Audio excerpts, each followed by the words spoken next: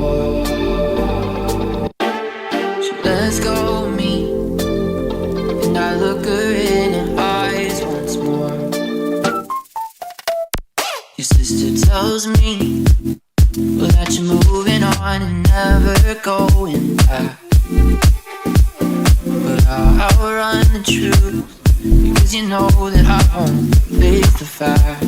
But I don't want to hear that, because I'm not ready to. Hello, what's up everyone? Welcome back to the channel Kaushal Shrestha 360. आज चाहिँ हामी यहाँ नगरकोटमा यस्तो दामी ठाउँ आएको छौँ। यो हेरेर गेस गरिसक्नु होला, यो चाहिँ मेस्टिक माउन्टेन नगरकोटको हो। अनि यहाँ चाहिँ हामी खासमा स्टे गर्नु चाहिँ आएको हैन, हामी स्विमिङ अनि लन्च मात्र गर्न आएको। अनि यहाँ चाहिँ भ्यू चाहिँ एकदमै बवाल छ। आज अलिकति क्लाउड लागेकोले गर्दाखेरि चाहिँ त्यस्तो माउन्टेनहरु चाहिँ देखेको छैन, त्यही पनि भ्यू चाहिँ बवाल नै छ यहाँनेरि।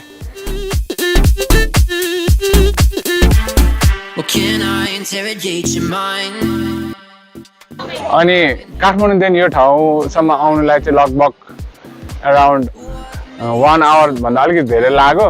अनि बाटो पनि खासै त्यस्तो बिग्रेको पनि छैन, ठिकैको छ। पानी नपरेकोले गर्दा होला, अहिले चाहिँ पानी परेकोलाई चाहिँ अलिकति बाटो गाह्रो हुन्छ होला। अनि अब यहाँ यो रिजोर्टको एक्सपिरियन्स देखाउँछु म, अनि यहाँनिर भ्यूहरू पनि यहाँबाट देखाउँछु हजुरहरूलाई। समर, हामी कहाँ आयौँ? हामी कहाँ आयौँ? यस्तो पारा। समर स्विमिङ गर्ने कि नगर्ने तिमी भन न। समरले पनि यहाँको भ्यू देखेर निशब्द भएर बोलेन, चुप लाएर ज्ञानी भएर बसिरहेको छ। अघि चाहिँ गाडीमा आउँदाखेरि झगडा गरेको थियो, यहाँ पछाडि चाहिँ भ्यू दामी देखेर उसले ज्ञानी भएर बसिरहेछ। हामी आउँदाखेरि चाहिँ ठ्याक्क एउटा गेस्टको ग्रुप हुनुहुन्थ्यो, अनि त्यो ग्रुप खेलिसकेर जानु भइसक्यो। अब चाहिँ हामी आएको फ्यामिली मात्र छौँ, अनि अब चाहिँ खेल्नुलाई एकदम आनन्द हुने। अब बाहिरको ग्रुपहरू अहिले खेल्दै हुनुहुन्न, अब चाहिँ स्विमिङ गर्न जाउँ। हेलो गाइस, मजा आइरहेछ समर? मजा आइरहेछ? यहाँ चाहिँ भेना बसिराख्नु भएको छ, भेना चाहिँ स्विमिङ गर्नु भएन। अनि यहाँनिर बहिनीहरू, अनि भ्यू यस्तो बवाल छ है, भ्यू चाहिँ यस्तो बवाल भ्यू। अनि यहाँनिर चाहिँ रुमहरू छ माथि।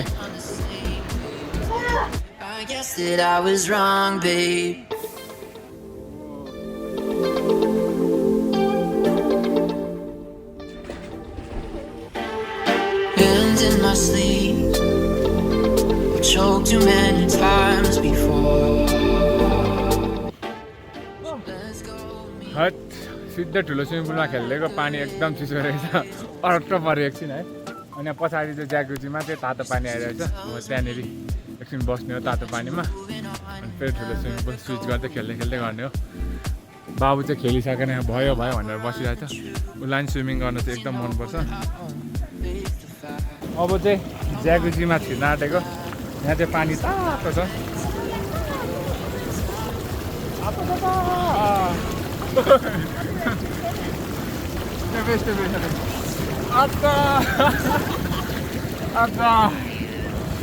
उता चाहिँ चिसो, यता चाहिँ तातो छ फेरि। यस्तो छ पछाडि रिजोर्टको भ्यू चाहिँ, अनि नेचुरल भ्यू चाहिँ यस्तो छ। एकछिन बसिरहे पछाडि चाहिँ त्यस्तो तातो हुँदैन, नर्मलै हुन्छ, आनन्द हुँदो रहेछ। बबल्सहरूले गर्दा रिल्याक्स फिल हुन्छ, मजाको भ्यू। मलाई स्विमिङ पनि मनपर्ने, स्विमिङ विथ बवाल भ्यू, दामी। कस्तो भइरहेछ? रमाइलो भइरहेछ? मजा आइरहेछ? अहिले खाने होइन नि त, अहिले त यहाँनिर स्विमिङ गर्नु मजा आयो कि खानु मजा आयो? खानु पो मजा आयो। स्विमिङ गर्न मजा आइरहेछ भन्नु न। जानु तिमी? गएको? पर्कला पापुसँग जाने pork.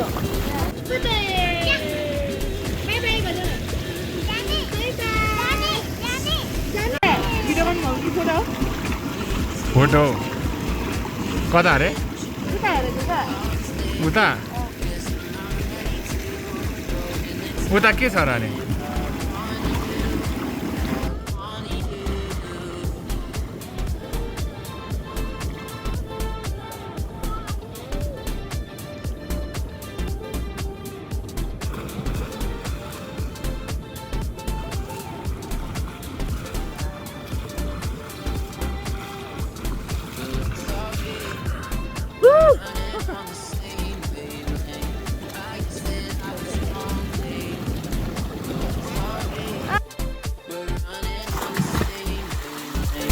I guess that I was wrong, babe. But I thought we were running on the same wavelength. I guess that I was wrong, babe.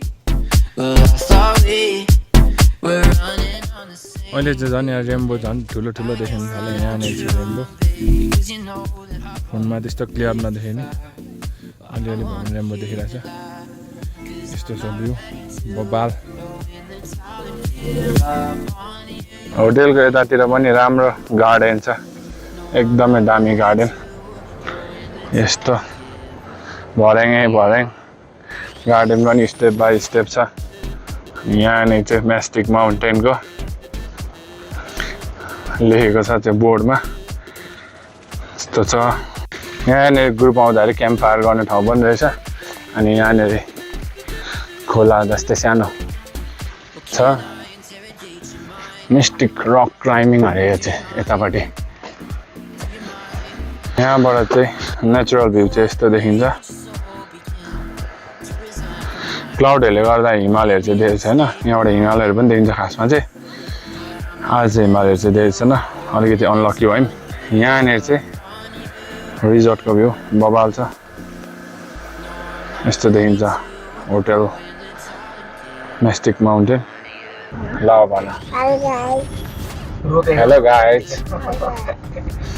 हामीले अघि आउँदा चाहिँ भ्लग बनाउनु पाएनौँ बाबुले घरदेखि नै दुःख दिएर है दुःख दिएको हो किन अघि होइन अरे अनि अघि किन लडीबडी गरेको अघि तिमीले दुःख दिएको हो होइन अघि किन लाज लाग्यो अब भ्लगमा भन्न लाज लागेको ए तिमीलाई पनि लाज लाग्छ अब जाँदाखेरि चाहिँ भ्लग बनाउँछु यहाँ पनि राम्रो राम्रो सिनहरू छ यहाँनिर